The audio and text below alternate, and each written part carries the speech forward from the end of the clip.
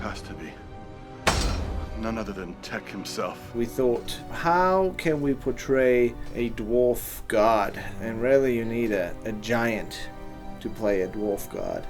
And Kristian, he definitely fits that bill. He's a very large man. He's about 6'11". We had been wanting to work with Kristian for a while. We were hoping to get him in Mythica 4, but schedule didn't work out. And then in Mythica 5, we decided we were definitely going to make it work. We're big fans of his character in Game of Thrones, and we love that he's so giant, and we really wanted his presence to be felt in the film. Welcome to the underworld. He has a strength of character and a look about him that fits so well with this god of the dwarves, the one who forged the world. You couldn't really imagine somebody that looks better than Kristian as someone who somehow had crafted the world itself. We were thrilled when he was able to step into the role of Tech. It's not difficult to make it believable when he swings a hammer and knocks a character flying. It's not hard for it to be believable that it is the case and there's no camera tricks, there's nothing fancy about putting him next to Jake and having him appear to have a godlike power over others. Help!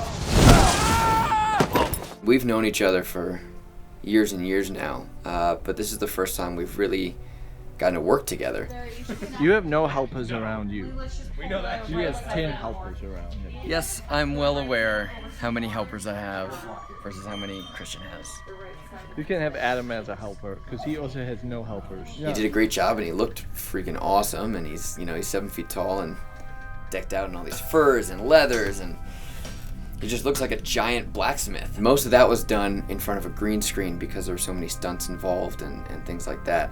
So that was actually very fun too, getting wire pulls and things like that, and having Kristian swing his hammer and we go flying. What are you wearing, Jake? Corset?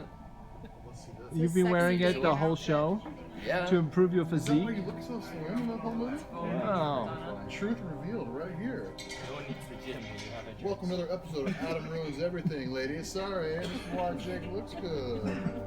His character is a tragedy itself, sort of reflecting the whole film. This fallen god who's in a hell of a kind. He's forging weapons for eternity in this wasteland. And this because he sort of stepped up and tried to save humankind in the past, stood up to the one who had the Darkspawn originally, coming back to sort of repeat history and help these heroes to win the day where he lost. And so Tech's sacrifice sort of foreshadows what Anisette is going through. She's following in Tech's footsteps. She's now the one who's a god, come down to the world to sort of mix with humans and try to stand against the evil where the other gods haven't. And even though both Tech and Anisette seem very sort of removed and aloof from humans, they're the only two who've even had enough stake in humanity to care for them enough to come and do something about it, even though they seem so detached and removed. And the other gods all die sort of ignominious destruction. Zorlok takes their life force, and